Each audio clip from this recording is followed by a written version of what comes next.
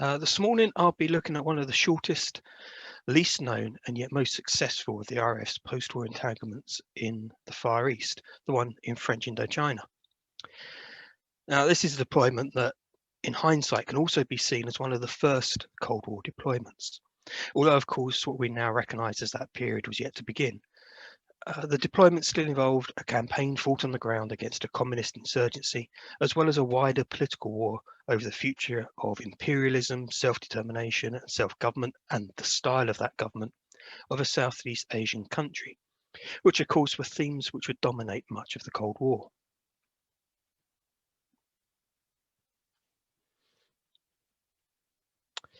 At this time, the country of French Indochina consisted of 5 provinces: Cochin China, Annam and Tonkin, which are now collectively Vietnam, and Laos and Cambodia. And I should just apologise up front in case I mangle any place names during the course of the talk.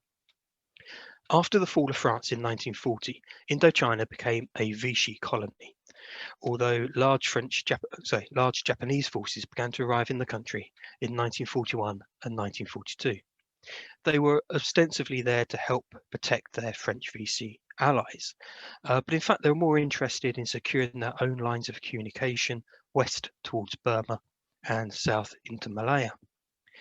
While it retained a French government and armed forces, the country increasingly effectively came under Japanese control.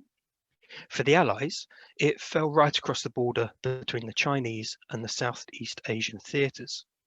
In 1942, with the Allies very much on the back foot, this problem seemed somewhat academic, and control of Indochina was split north and south between these two theatres along a more or less arbitrary line for essentially administrative purposes. However, from late 1944, the country once more came within operational range of Southeast Asia Command, SEAC, and a clearer policy was needed. Unfortunately, the question of strategic ownership was tied in with the country's post-war future. The anti-European imperialist Americans, who were keen to make Indochina fully part of the Chinese theatre, where they had heavy influence. This way they could encourage an independence movement in the country while inhibiting the French reoccupation as much as possible. On the other hand, France obviously wanted their colony back. The British were intent on helping the French with the dual motives that, one, Indochina had been proven to be strategically important to their own colonies further south in Malaya, and thus they wanted it in friendly hands, and two, as part of their own wider struggle to foil American anti-imperialist policies and resecure their own former colonies.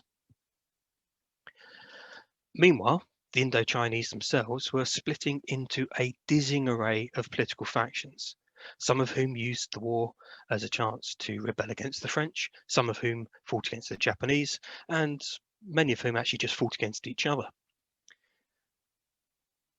Some fought against both. And to start with, the French armed forces in the country had been more or less successful in keeping a lid on the situation. But after the fall of Vichy in late 1942, the local government became more and more isolated and unstable. Meanwhile, Japan's own resources were becoming overstretched, and those of Indochina, rice, rubber, corn, and coal were ever more attractive. And in March 1945, they conducted a coup in Indochina. French personnel were rounded up, assets including increasingly rare transportation and raw materials were seized, and several independent states were declared. Annam and Tonkin were under their own emperor, and Cambodia and Laos each under their own king, while the Japanese took direct control of Cochin China. As internal turmoil raged, the external wrangling continued. At the Potsdam Conference in July 1945, after much politicking and arguing, Indochina was split along the 16th parallel. In light of this, the Chinese prepared to liberate the north, and the British, with French support, prepared to liberate the south. The SEAC plan was called Operation Masterdom and fell not quite that close to the top of the list of priorities, and little planning was done at this stage. SEAC's main concern, apart from completing the liberation of Burma, was preparation for Operation Zipper, the liberation of Singapore and Malaya. When the Japanese unexpectedly surrendered in August, numerous small contingents were scraped together, most of them popped out of the zipper forces that had been put together, and were dispatched in September to occupy or reoccupy Japanese-held territory across the region. The reason for this few weeks delay between the Japanese capitulation and the dispatch of forces was not entirely due to the need to organise the liberation forces. Actually, General Douglas MacArthur, who on the 14th of August 1945 had been designated Supreme Commander of Allied Powers in preparation for the occupation of Japan, insisted that no subsidiary surrenders were to be taken until the main Japanese surrender was signed in person in Tokyo Bay on the 2nd of September. This gap allowed independence movements all over the Far East to spring up and fill the power vacuum caused by the Japanese surrender. In Indochina, it was the communist Viet Minh, led by Ho Chi Minh and supported by the American Office of Strategic Services, or OSS, who had been instrumental in getting Ho Chi Minh released from Chinese custody in 1943 to return to Indochina and take command of the Viet Minh. It was they who were first to take full advantage. They marched on Hanoi in late August and seized power on the 2nd of September, declaring the Democratic Republic of Vietnam. Over the coming weeks, they would seize government and administrative centres across the country and take control of the media and the police. Much of the French government and military remained locked up, despite pleas to the American advisors assisting the Viet Minh. Meanwhile, other insurgency groups, some of whom had fought against the Japanese, and some of whom were now supported by die-hard Japanese troops, also sprang to light, fighting each other for power. This then was the confused situation into which the British forces were about to step. Major General Douglas Gracie would lead the Allied forces of reoccupation for French Indochina, for which operation he wore two hats. The first was as commander of the 20th Indian Division, who were the only ground forces for the operation, thus making him also commanding HQ Allied Land Force, French Indochina. Their roles were to secure the Saigon area and the Japanese and civil administrations there, to oversee the disarmament of the Japanese south of the 16th parallel, to maintain law and order and to ensure national security, to find and evacuate Allied POWs and other interned persons, to liberate Allied territory insofar as their resources would permit, and to give such direction to the French Indochinese government as were required to effect those tasks. The rest of the command structure was complicated. In fact, in fairness, this is the simplified version. As HQ Allied Land Forces French Indochina, Gracie reported via 12th Army to Field Marshal Slim at AHQ Allied Land Forces Southeast Asia. Gracie's other and primary hat would be as the leader of the Saigon Control Commission, who acted as a liaison between the Japanese in Indochina and Lord Louis Mountbatten as the Supreme Allied Commander Southeast Asia. The duties of the two organisations were overlapping to a great extent, and their higher directions did not always agree. To support Gracie in both of his tasks, two corresponding RAF units were formed. An RAF element of the Saigon Control Commission under Air Commodore Walter Cheshire was added, again reporting through that system up to Mountbatten, while number 908 wing under Group Captain FC Sturgis was formed to support the 20th Division, and this was controlled via Cheshire up to Air Headquarters Burma under the command of Sir Keith Parker's Allied Air Commander at SEAG. Even more than with Gracie's forces, the lines between these two RAF bodies were extremely blurred. Cheshire records in his memories how his brief was somewhat lacking. When Air Command Headquarters at Kandy detailed me for this appointment, they were extremely vague about the duties and responsibilities involved, and this lack of positive instruction was further emphasised when the staff invited me to write my own brief.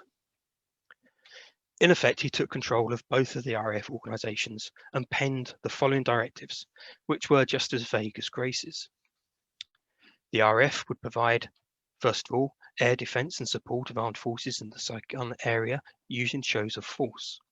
Secondly, they'd provide airlift capacity to the forces in Saigon. And finally, conduct air supply to the forces of occupation. On the 1st of October, the lines were further blurred when 908 Wing was disbanded, and Air Headquarters French Indochina, under Cheshire, was formed at RAF Saigon as the airfield just outside the city at Tan Son Nhut became known. Unfortunately, the situation was so confused by that point that the operations record book, the ORB, for RAF Saigon, clearly shows that no one was quite sure who or what AHQ FIC actually was or whose staff was responsible for it. Even in late November, all paperwork was being copied to both the staff at RAF Saigon and the staff at the Control Commission, where Cheshire had his office. However, for all of the administrative confusion, a practical approach was adopted by the RAF personnel and units involved, and somehow the system worked. Now, if you'll excuse a slight tangent at this point, I'd just like to share a story that one of the airmen serving at RAF Saigon or Tan Son Nhut shared with me. Now, you can see here the gazetteer entry for Tan Son Nhut, showing a map of the area, details of the facilities, navigational aids, and other useful information about the station. There's also a photograph there of the main terminal building, presumably so that once you land, you can check out the window to make sure you've landed at the right place. But if we zoom in on it, you can see the flags over the building, one British and one French. The British one here is on the higher flagpole to our left. Originally, there was only one flagpole, and the RAF put a Union Jack on it when they first occupied the airfield. Later on, during the RAF's efforts to reinstate French control, the said French authorities decided to object to this, pointing out that the airfield was, after all, in the French country, and insisted that instead the tricolour was put up. The RAF authorities conceded and duly swapped the flags around. Unfortunately, this rather got the backup of some of the airmen at the station, who thought it was rather petty and ungrateful of the French to insist the Union Jack was flown, that the tricolour was flown at an RAF station, as they saw it, engaged in assisting the French. So one night, a second flagpole appeared on the roof, this one taller than the first and bearing the Union flag. The French obviously noticed and again objected, and for the sake of diplomacy, the RAF authorities took the new pole back down. Well, this did not go down at all well with the airmen, and that night the flagpole outside the governor's palace in Saigon, which just happened to be the tallest flagpole in the entire country, mysteriously disappeared and was later found on the roof of the terminal building, proudly flying the Union flag. At this point, the French decided that there were perhaps more important issues that needed their attention, and the matter was quietly dropped. And unfortunately, I can't tell which of the replacement flags it is in the photo. So who are the units who were involved on the ground in Saigon? On the air transport side, there were several squadrons in the region, mostly using Lend-Lease Dakotas. These were transient units, mostly based in Burma, but who used RAF Saigon as a staging post. Actually, in Indochina, there were a detachment of 684 Squadron using their Mosquitoes to conduct a photographic survey of the country in order to create accurate maps. The main fighting force was number 273 Squadron, equipped initially at least with Spitfire Mark 8s. To support these flying units, the necessary ground units would also be landing, eventually consisting of all of these. And you can see an emphasis on RAF Regiment for force protection and on signals units as well to coordinate Tan Son Nhut as a transport hub. Indian troops began to arrive in Saigon on the 11th of September, with Gracie himself arriving on the 13th. At that time, representatives from the Recovery of Allied Prisoners of War and Internees, or RAPWI, organisation also arrived. Up until now, the RAF's main presence over Indochina had been supporting their efforts, locating POW camps, and internee camps under Operation Birdcage, and then dropping supplies and other assistance to them under Operation Mastiff. The first permanent arrival were the advance elements of 273 Squadron on the 19th of September, when they flew in from Bangkok.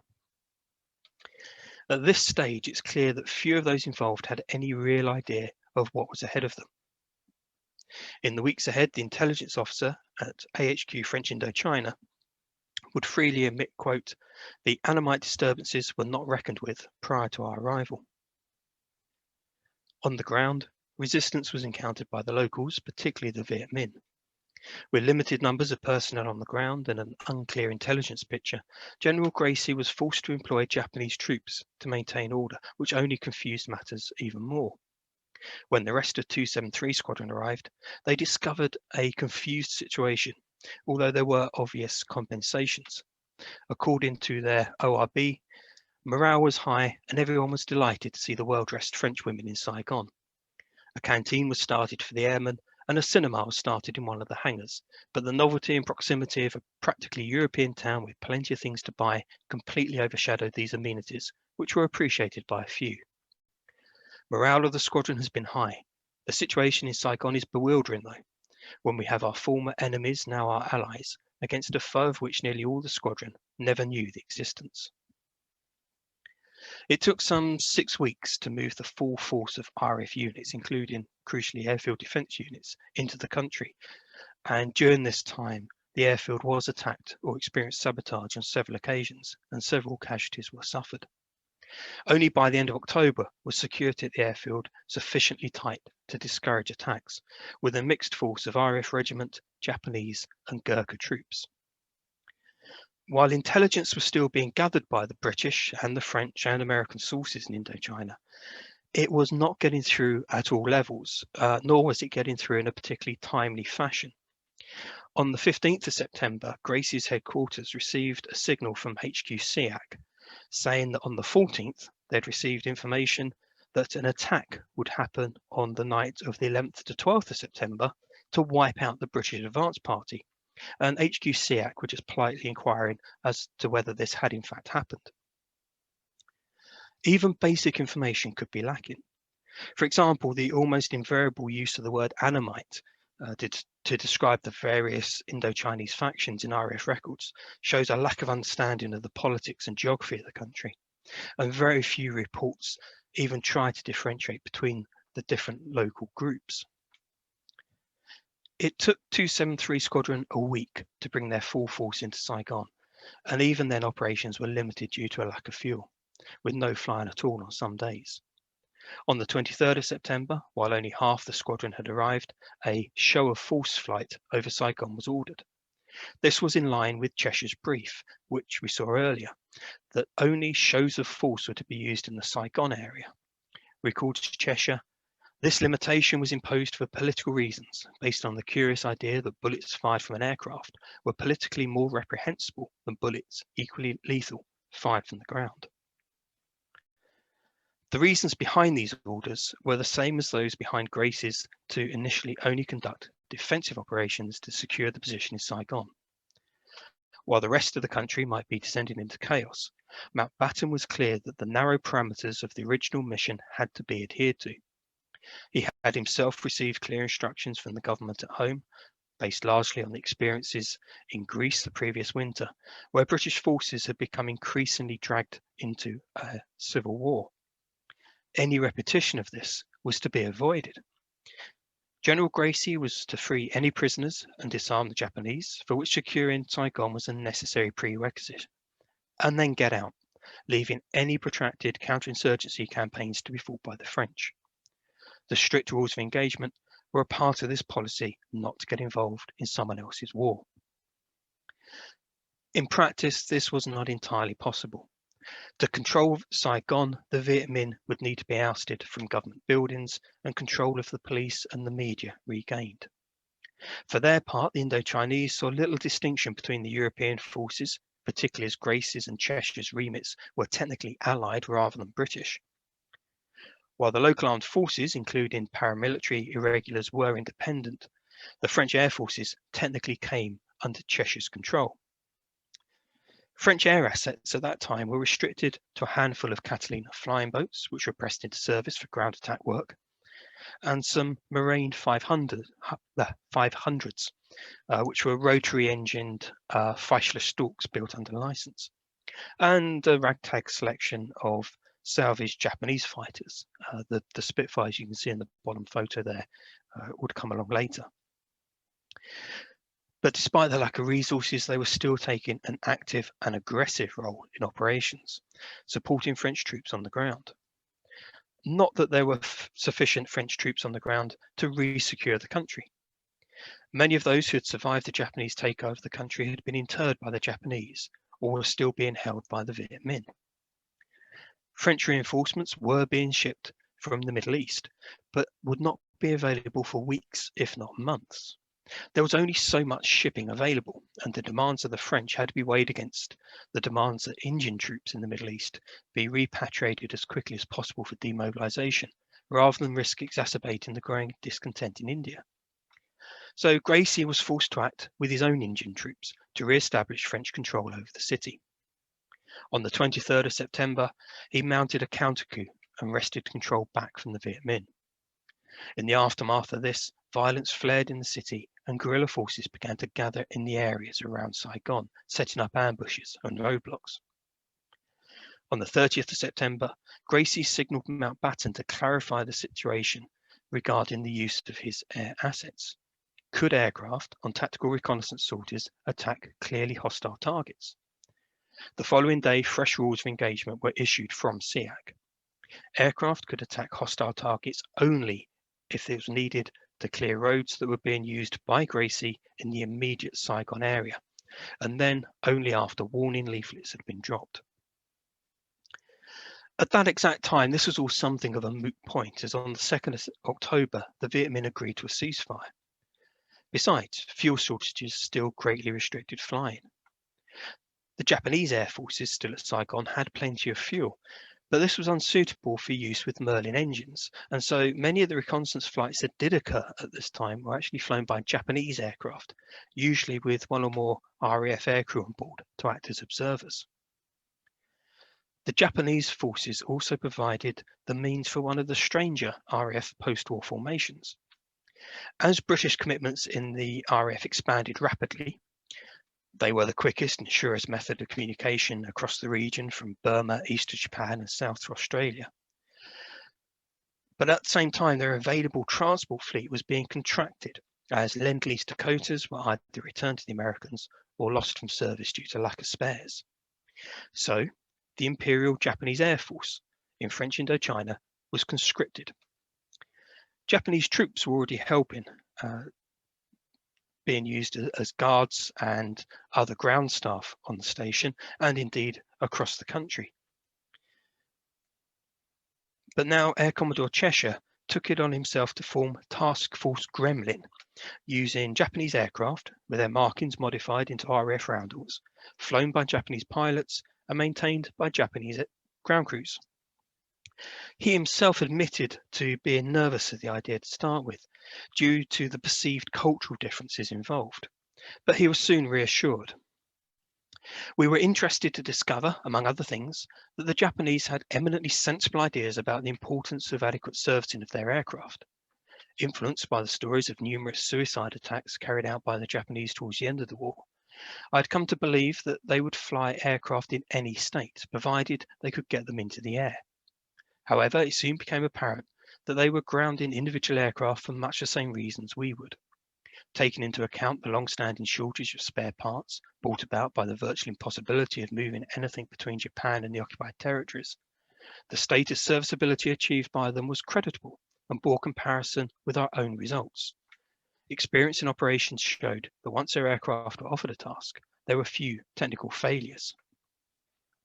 Apart from a couple of officers to supervise the paperwork and a handful of wireless operators, this force greatly boosted air transport available in the area with very little cost to the RAF. There were problems, of course, not least with the confusion and sometimes alarm caused at other Allied airfields when Japanese aircraft landed and the crew stepped out. And a number of personnel were briefly seized or narrowly avoided it while their status was being clarified. The language barrier was also a problem. Flying control at Tamsun was already rudimentary, with visual signals from the control tower being backed up by electronic signals from mobile signals trucks, whose interiors must have been pretty uncomfortable in that climate. Verbal communication with the Gremlin aircraft was, needless to say, extremely difficult. And of course, they did not carry any of the same navigation aids as those used by the Allies. Even so, the unit rubbed along pretty well with the RAF. There were a few cases of aircraft becoming lost or causing problems in air traffic control terms due to communications difficulties. But there was very little friction at the individual level, with British and Japanese ground staff working efficiently together. Task Force Gremlin made around 2,000 sorties across Southeast Asia before the British withdrawal. And even though Cheshire was reproved for not gaining the proper authorization, the force was a great success and undoubtedly eased the air transport situation right across the region. Returning in country, only on the 8th of October did the first Spitfire patrol occur over Saigon, and only from the 14th of October did daily recces start taking place around the city, with longer sorties further out once a week. These were to be purely reconnaissance, with no latitude to attack targets of opportunity, even though the Viet Minh had by then broken their truce and were again attacking Allied forces. Indeed, even when Allied troops began a general advance on the 12th to expand their hold around Saigon, it was made clear in standing orders that all requests for air support had first to be cleared by General Grace's HQ, and that Spitfire support will be available only, repeat, only in the case of grave necessity, and then after due warning was given by leaflets being dropped. However, attempts to hold British involvement in check took a blow on the 17th of October when Viet Minh forces attacked the Japanese garrison at Dalat, about 100 miles east of Saigon, where large numbers of French civilians had taken refuge. Having seen several large-scale massacres of French civilians already, General Gracie ordered Air Commodore Cheshire to lend the garrison air support until reinforcements could arrive by road. The initiative would lay with the squadron commander as to how and where to attack, with the provisos that leaflets were dropped first and that only the minimum force necessary was employed. News of an offensive operation was well received by the pilots of 273 Squadron, who had become increasingly frustrated by their inability to take an active role in the operations that were being mounted around them and were chafing at the restrictions placed on them. Lots had to be drawn to see who would take part. There was widespread despondency when the operation was cancelled at the last minute, and instead unarmed sorties were flown, with some successful dummy attacks breaking up Viet Minh concentrations. Leaflets were dropped first, but the compiler of 273's ORB recorded, perhaps somewhat churlishly, that the locals appreciated the dropping of paper, which, as afterwards confirmed, did a lot to clear up a sticky situation. From then until mid-December, the rules were strictly adhered to. No offensive action was taken by the RAF, although the daily and weekly patrols continued and regular shows of force were mounted, which invariably did scatter the enemy targeted. On several occasions, these shows of force were carried out in conjunction with ground operations, with Spitfires making low passes over villages as troops entered. Only on one occasion was ground fire encountered, and even then no one believed the pilot who said he'd been shot at until they landed and a rough running engine was found to be caused by bullet damage to two of his propeller blades. The biggest problem over this period was what to do about the French air forces, who were still under Allied command and subject to the same rules. Although they still only had very limited assets in theatre, they were taking an increasingly active part in the tactical reconnaissance work. But perhaps understandably, as they saw French local troops struggling to contain the insurgency, and with atrocities being committed against civilians, the French increasingly broke their standing orders. By mid-November, the issue came to a head, with reports of Catalinas conducting ground attack strafing without first dropping the required leaflets. The French commander in Indochina, General Philippe Leclerc, was confronted over the issue, but he just protested back, pointing out that he was being greatly handicapped by the present system, where he could not obtain air support for troops unless they were working in direct conjunction with the British.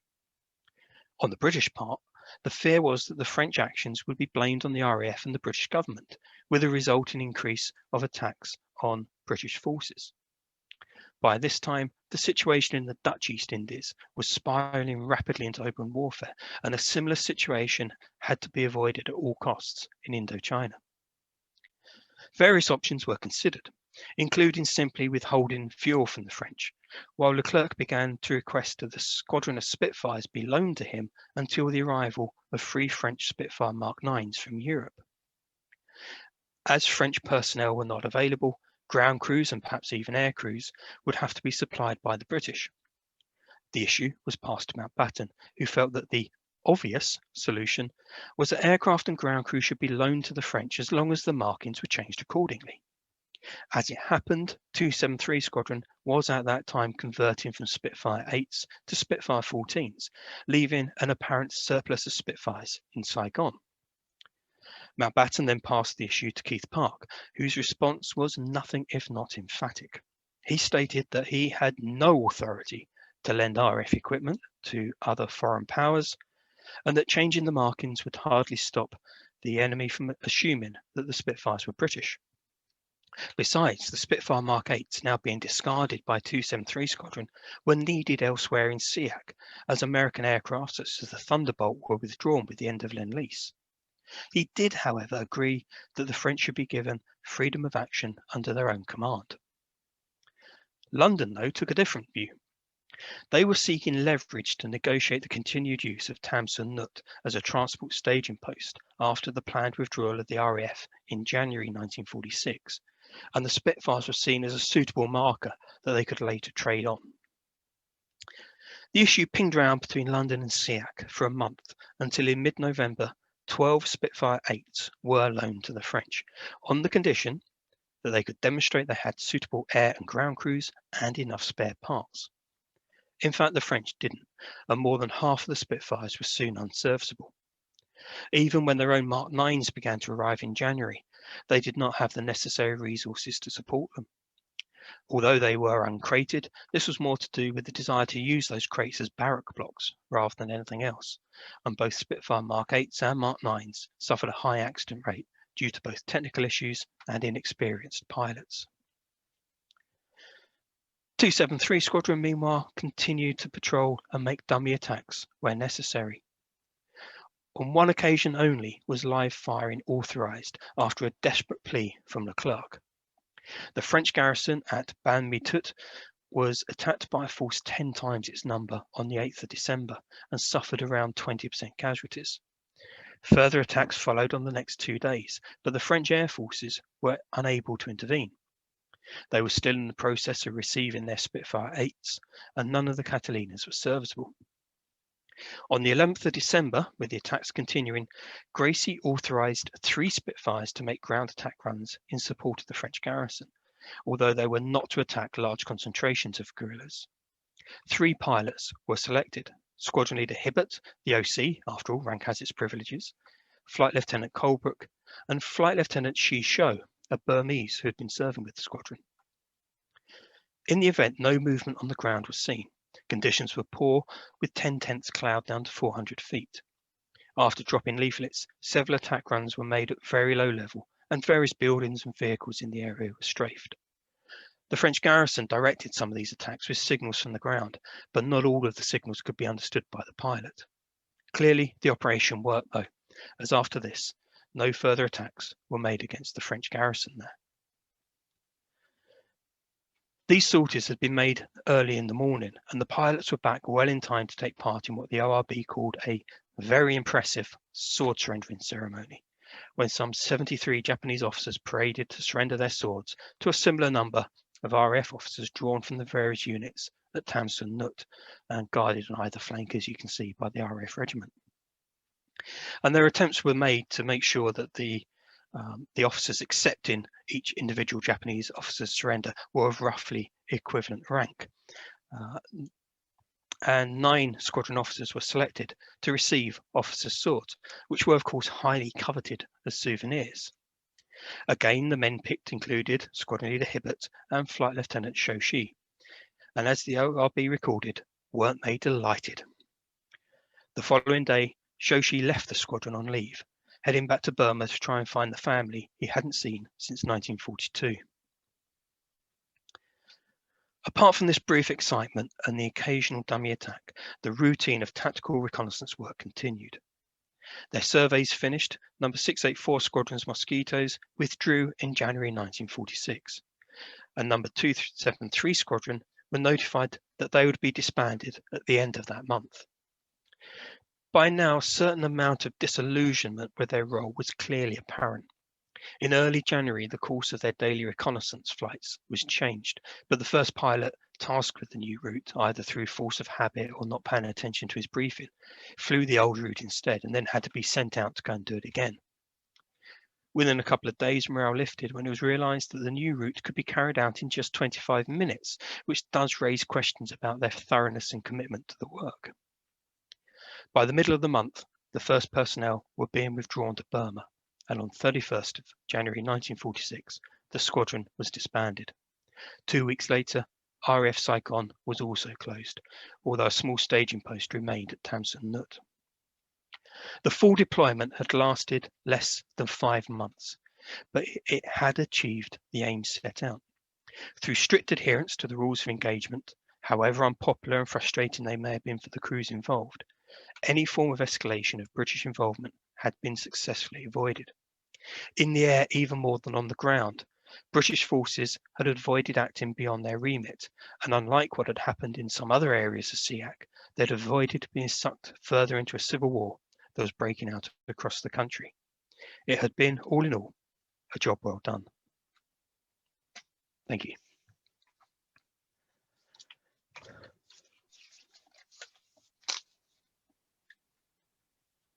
Thank you very much, Stuart. That was absolutely fascinating, and certainly a piece of history that I've learned a lot about in the last hour, so thank you very much. We're open for questions now. If anybody has anything to ask Stuart, please do send through a question on the Q&A. And I would just like to ask Stuart, first of all, actually, all those fantastic photographs, how did you come by those? Were they kind of propaganda images? What were they recorded for? How did they come to you? A few of them are official photographs from our collections at AHB from the Air Ministry official photographer. Most of them came to me by a veteran, an LAC, who had served at Saigon. And he's also the source of the flagpole story and a few other anecdotes, which it seemed probably best not to recount. A chap called Stan Collinson unfortunately died a few years ago, but he was a lovely bloke, and he shared his memories and photo album with me. Thank you. I just had a question from Pauline Down, who has asked, was there a campaign medal for this? No. If anything, it would have come under the Burma Star, I presume. I'd need to check the exact regulations on that. But no, there's even though I mean the RAF continued to use Vietnam as a staging post even during the Vietnam War, but there's never been any specific campaign medal for any RAF involvement in Vietnam. Thank you. I had another question as well from Pauline, just to say, did they have trouble at all with the wooden construction of the Mosquito in such humid conditions? Yeah, the serviceability was always a problem because the glue tended to melt and the termites tended to get at them, which is why only small numbers were ever used out there. But yeah, despite serviceability problems, they did manage to, particularly 684 was used in Indochina, was used in Siam, now Thailand, of course, and various other places to conduct these reconnaissance surveys. But it was a struggle to keep them flying. Constant work, I imagine. Graham Penman would like, if possible, for you to tell us a little bit about AHB, actually, Air Historical Branch, and the work that you do. So just going slightly off the topic of the talk for a moment, but Okay. Obviously you've got fantastic resources there. Can you tell us a little bit about that? Yeah, we are Air Historical Branch, RAF, we're the official historians for the Royal Air Force, and also the initial, at least, official archive. We receive information and records from active units. We hold them until they're reviewed and potentially sent to the National Archives at around the 25-year mark at the moment. But because we were created originally in August 1918, we were briefly shut down in 1936 because obviously, at that point, the official history of the First World War had finished being writing and the RAF was never going to do anything interesting again. But we were reformed in 1941. So we have a lot of legacy collections of First World War and Second World War material. Most of this is already at the National Archives or at RAF Museum or the Imperial War Museum. But we have those legacy collections as well as, say, the more modern collections. Excellent, thank you. I think personally, speaking on behalf of Bentley Priory Museum, AHB, you've been incredibly supportive of us, and you've got a fountain of knowledge. So thank you from us. That's okay. I mean, obviously, we're very fond of Bentley Priory, having been established there, based there ourselves for a good few years before moving to Northolt about 12, 13 years ago now. Thank you, Stuart. I've had a question from Norman Gray, who has said, is there any recce imagery of the operation stored at the National Repository in Edinburgh? Do you know? I don't know off the top of my head. I must admit, I've never asked them. If it survives anyway, it should be there, but I'm afraid I don't know off the top of my head. Not to worry at all. I've had a question come up in the chat. Under Operation Gremlin, do you know how many former Japanese aircraft were used and what types were involved? Really? No, I'm afraid I don't. There's very little in the way of paper trail for that unit because obviously the aircraft weren't ours and the crews and what have you weren't ours. So unfortunately the paper trail is very thin, and apart from Cheshire cites the figures in his memoirs as to how many sorties flown and that sort of thing.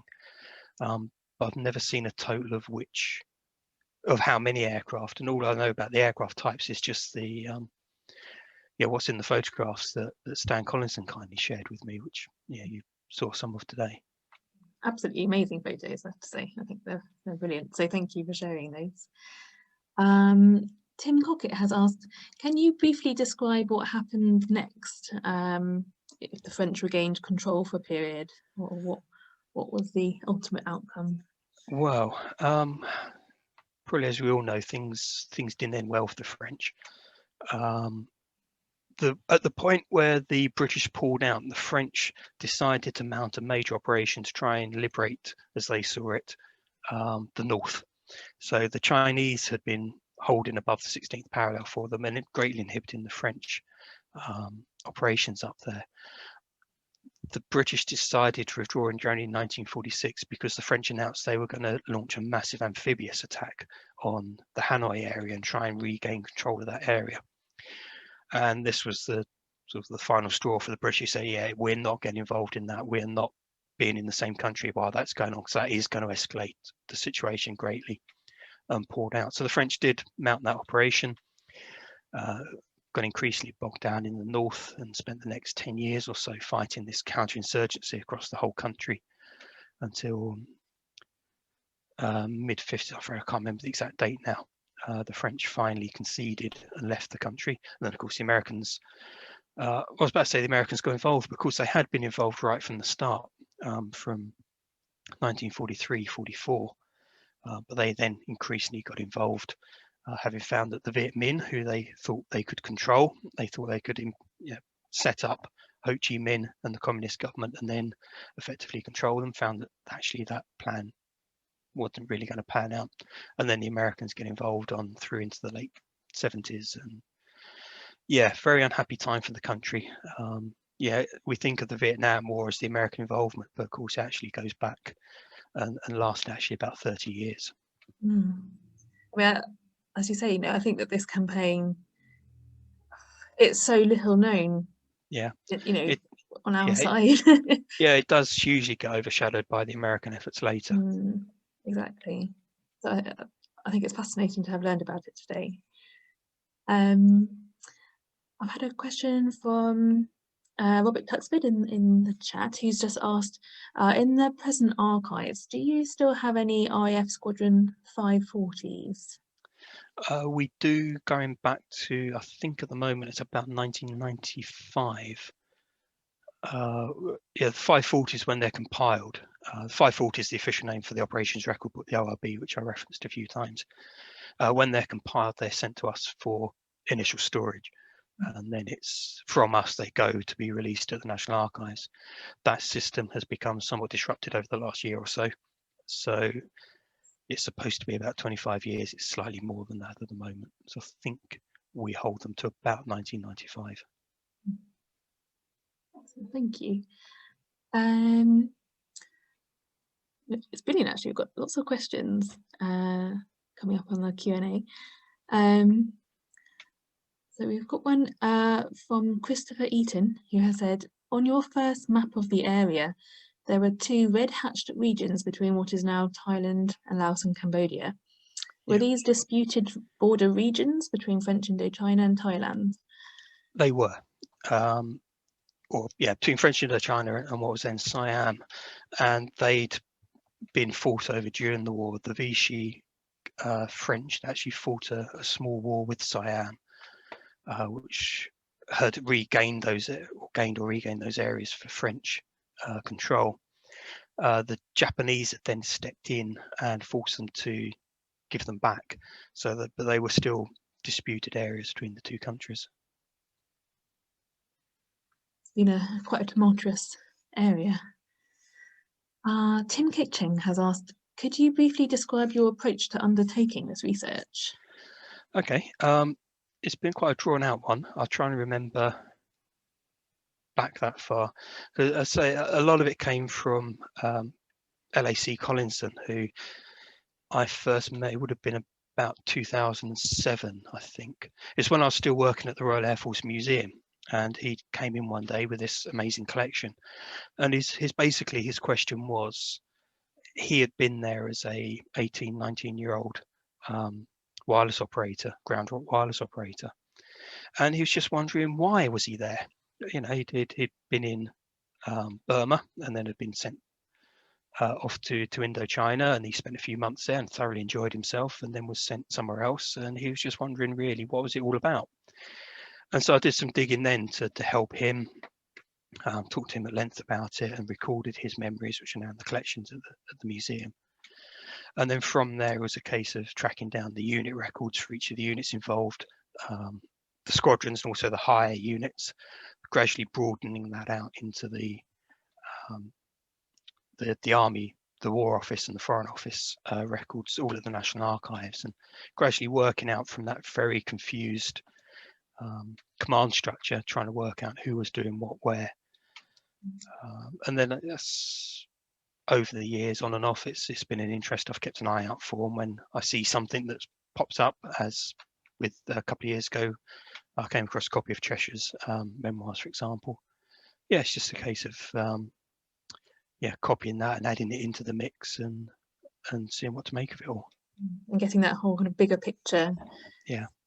Because I suppose the people on the ground, did they not get a lot of information about what they were there for at the time, or they just kind of they get like a small cog in a big wheel? Yeah. I mean, for the average guys on the ground, you know, they'd just been through a world war. They were used to just going where they were sent and not really knowing much about it. And then the war's over, but suddenly they're still in a hostile environment. And as you know, the quote from 273's ORB, when they're saying, you know, they're on the ground and suddenly the Japanese are on the same side as them, they're still in a hostile environment. There's a very confused situation, and in a way it's almost irrelevant what the bigger picture is, because they've got their job to do and they're focused on doing it. But then it's something we find quite a lot with veterans from the Second World War and that immediate sort of national service post-war period. We often find they retire, sit down, stare at the wall and think, what on earth did I do that for back 40 odd years ago? Must have been quite strange for some, as you're saying, that change in allegiance. It must have taken a bit of time to adapt to seeing their former enemies now as their allies, and learn to Yeah. trust them. And Yeah. I mean, there was, yeah, and some of the things that say LAC Collinson told me is that, yeah, really they actually got on better with the Japanese than they did with the French, because the Japanese were highly professional, highly competent, and you gave them an order because they were so well disciplined and so well drilled. If you gave them an order, they'd get on with it and they'd do precisely what they were told and what have you. Whereas with the French, there were so many different issues and factions and what have you that it was a nightmare dealing with them. Whereas the Japanese, they were quite happy. They could just tell them to do something and know that it'd get done. And do you know, in terms of kind of communication and the language differences, how that worked? With the Japanese, obviously there were major problems. Sign language seems to have come into it quite a lot. And yes, there was a certain amount, some of them who had already served in Burma, or some of the units also came through Bangkok, where there'd been a similar kind of situation of the RAF providing support to go in and disarm the Japanese. Some of them picked up a smattering of local languages. And of course, there were local, more or less, personnel serving, like Flight Lieutenant Shoshi, who was Burmese. So although it's a different language, there's enough similarities that they could use him to make themselves understood with some of the locals. Excellent. Okay, I've got another question from Edward Yule, who has asked, have you got any records of RAF, I have to say, I'm not sure exactly how to pronounce it. Yes, Hadaway in Iraq, that's right. Yeah, we do. I know we have small amounts in our sort of legacy collections going back to the interwar period. Specifically, we have a few bits and pieces I know that I've used in the past on the siege of Habania, or Habania, how you pronounce it, in 1941. But generally, what we'll have will be material that is yes, duplicates of material that we've passed on to the National Archives. So things like the unit records and what have you would be at the National Archives. I've just had another question come through on the Q&A. So just going back to the Burmese flight. So Tadia Stipper has asked, do you know what happened to the Burmese flight lieutenant? Did he find his family? I know that he found an aunt, but beyond that, I'm afraid I don't. I mean, that's from the unit records, and the unit disbanded before he came back. So no, I don't know really how that story ended, I'm afraid. I think there might be, it's one of those many things I've stuck a pin in to chase up at some point, but there may be some records or some information on him at the RAF Museum, because I think there's a pencil sketch of him in the collection there. There's certainly a pencil sketch of a Burmese flight lieutenant, and I haven't got around yet to checking if it was him and if they know anything more about him. But he did at least, he found an aunt it was in the Rangoon area. But his family was from sort of much deeper in country, and that was sort of just his update on his way out to try and find the rest of them. Well, I'm glad that he did find some of them anyway. Find some of them. Right, I think actually we're just out of time at the moment, I'm afraid. So we've had lots of great questions coming in. Thank you, everybody. Thank you so much to Stuart for joining us today and sharing that fantastic talk with us. And thank you, everybody, for joining us. And we hope to see everybody again soon. Okay, thank you. Thank you.